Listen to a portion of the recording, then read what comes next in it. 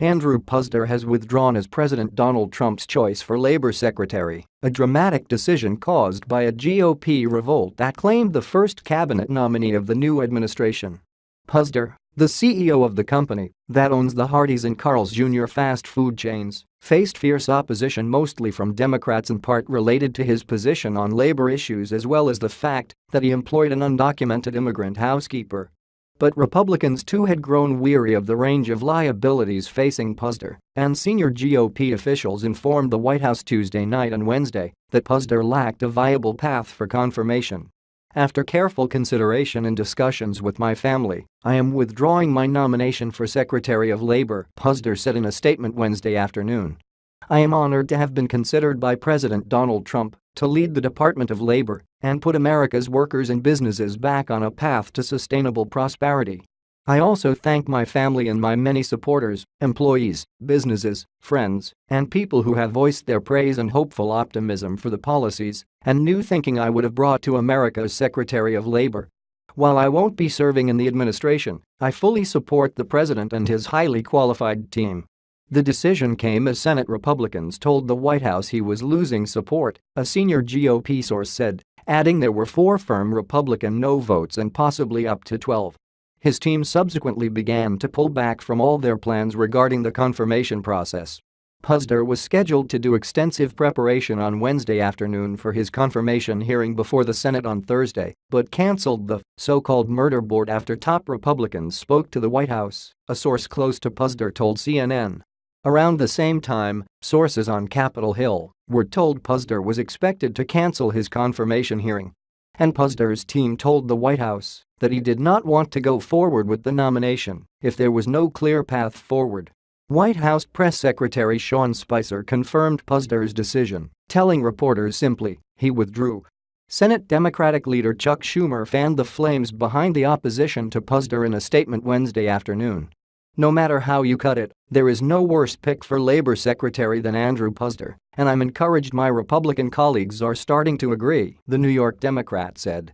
"He does not belong anywhere near the Labor Department, let alone at the head of it." Puzder's disdain for the American worker, the very people he would be responsible for protecting, is second to none. Finger-pointing among Republicans. The finger-pointing has already begun among Republicans. GOP sources are privately pointing the finger at business groups for not giving political cover to Republicans. They say that they were swamped by labor groups and progressive forces looking to derail Puzder, while the business community sat on the sidelines. A source said the unions have eaten their lunch. They literally were raising money in like $5,000 increments when millions were being spent against them, one top GOP source says. His entire support network made one TV ad that looked like a welcome video for new Hardee's employees, which referred to her and she, while praising the boss who hired them. Everyone knew he was in trouble weeks ago, and even his strongest supporters and biggest beneficiaries of his point of view as Labor nominee would not open their wallets.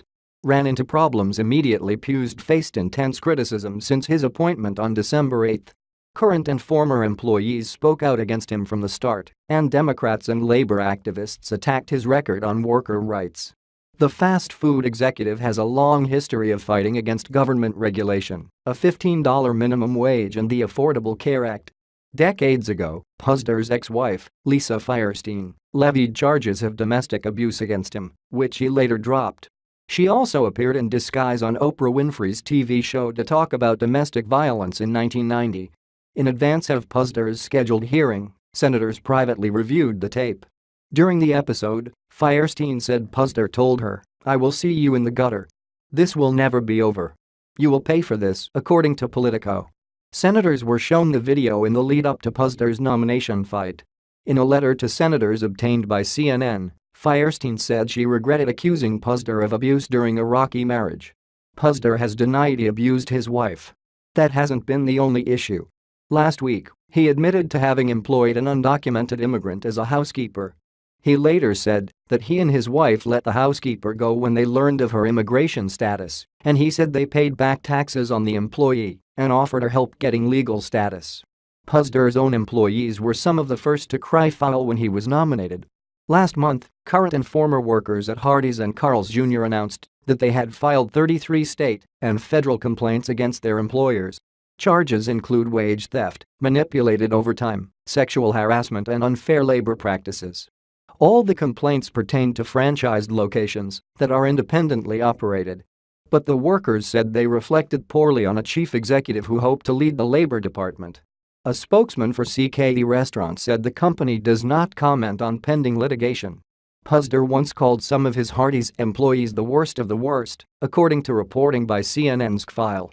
He was also criticized for past statements in support of replacing workers with robots. "They're always polite, they always upsell, they never take a vacation, they never show up late, there's never a slip and fall, or an age, sex, or race discrimination case," Puzder told Business Insider in March 2016. It took weeks for senators to get Puzder's financial disclosure information. He had promised to step down as CEO of the company, CKE Restaurants, if confirmed, and to divest his stake in 200 companies and funds.